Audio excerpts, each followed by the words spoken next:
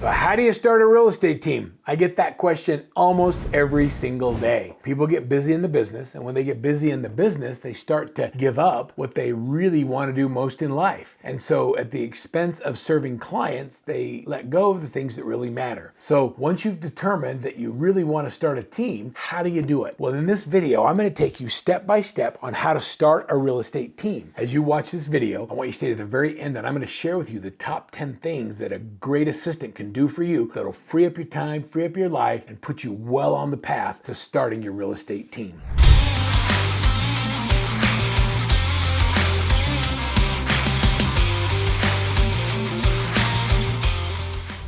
So first I want you to take a second and I want you to think about, and maybe let's go down the chat right box here. Let's go down the chat and let's talk about why you started your team or why you'd like to start a team. What is the reason that you're thinking about starting a team? Is it because you want to make more money? Is it because you want to get your life back? Are you missing your kids or their ball games or not present because you're always on your phone? Hey, do you just want more leverage? Do you feel like that there's another level you could be performing at? You think a team might get there? Maybe you love training and developing other people and you've done such a good job in the business, you'd like to share your knowledge with others. Whatever that is for you, I want you to think about it. Because if you haven't articulated the why behind starting a team, it makes it very difficult to get into the how. So what's your why? Take a second right now and go and fill it in. Go in the chat, talk about why you're starting a team. I'm going to do my best to respond to these and look at why you're starting a team and make sure that you have everything you need to succeed.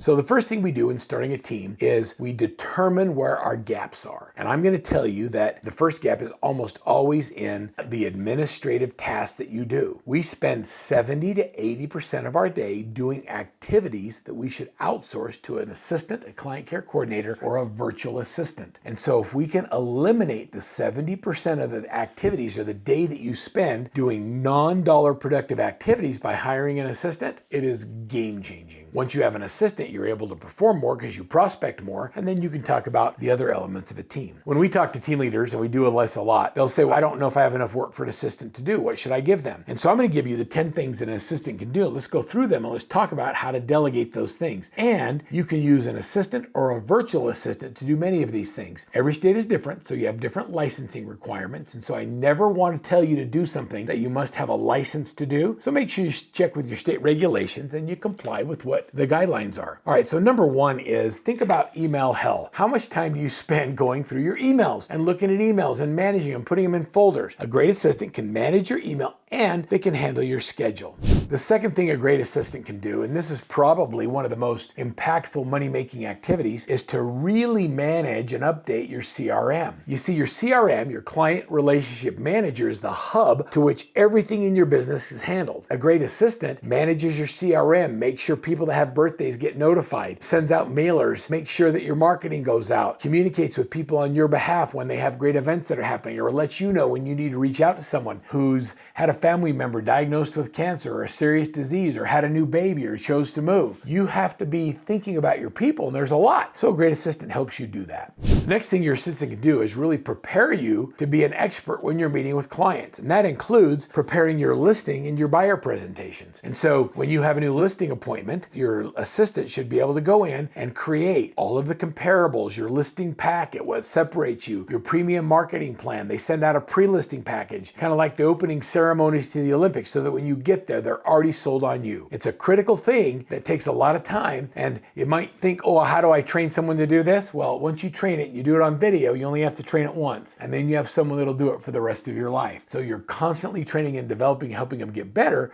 but the process is recorded, so they always can go back and watch the video. So preparing listing materials and presentations. Another thing they can do is they can do your social media and manage your website. A great assistant will, it's kind of fun because like my assistant doesn't know how to do all those things, but a great assistant knows how to learn how to do those things. So whether it's social media management, making sure your posts go out, making sure that your website is being managed effectively, your clients are giving reviews, a great assistant will do that. And if they don't know how, they'll figure out how to do that. And I think that's one of the big tells of a great assistant is when they don't know how to do it, it's not an impediment, it just means they haven't learned yet and they're going to figure it out. Number 5 on my top 10 list is the transaction coordinator. Coordinating a transaction from contract to close requires a tremendous amount of attention to detail, and I need someone who gets up every day and can't sleep unless the checklist is done. So they assist with the coordination of the transaction, everything from coordinating inspections to making sure the appraisal is done, to monitoring the deadlines in the contract and making sure the client has everything they need to move this process forward to ensure a smooth closing. A great assistant will handle that for you. Market research and data entry is kind of interesting because the market's changing constantly, and having someone that asks the questions of the market to give you the information you need to position you as an expert in all your communication, that being provided by a great assistant shortens the learning curve and allows you to focus on having the conversations instead of researching the data so you can have the great conversations. Lead generation and follow-up. So as an agent, we drop the ball on so many leads because we forget to follow up. Your assistant, especially a licensed assistant, can do so much of that lead management and that follow-up with the goal of just simply getting an appointment for you to meet face-to-face with that client. And if the agent knows that's part of their job description, if the assistant knows that's part of their description, they'll spend the time to do it right. Number 8 is the center of the interaction. A great assistant becomes the center of the interaction in client communication and support. I call my assistant my client care coordinator because they're tasked with the job of everything that has anything to do with the care and feeding of our clients. And that means communication and support and keeping them in the loop on everything that's happening with their transaction before, during, and after the closing.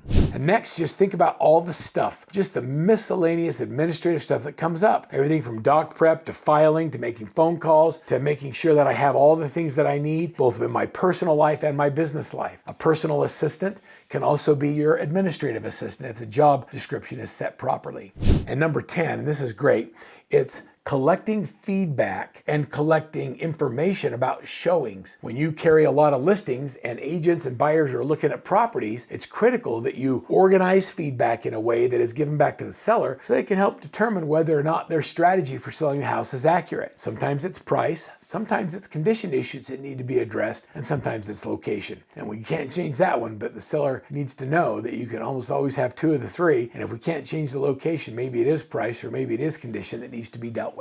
I want you to think about the top 10 list that I just gave you and think about if we took all of those things off your plate, where would you spend your time? Could you spend an hour a day more doing dollar productive activities, hunting for new business, going on more listing appointments? Would you be more present in the lives of your kids? Would you actually not be on your phone and scrolling and texting because you're trying to do your social media when you should be focused on the community or other things that move the needle? I want you to think about delegating all of those things. If you make a list of all the things you do in your day, and on the right-hand column or the left-hand column, you just write, would I be willing to pay somebody $100 an hour to do these tasks? If the answer is no, you shouldn't be doing them yourself. It's time to delegate. Just let it go, and you'll find that this top 10 list is going to help you do that. So I'm going to give you my list of the top 10 things a great assistant can do for you, and my challenge to you is to download the list and delegate the tasks. And as you do that, repurpose just 50% of the time you save by not doing admin work to hunting and looking for new business, and you'll never ever wish you hadn't hired that first assistant, and you're well on your way to growing a 7-figure real estate team.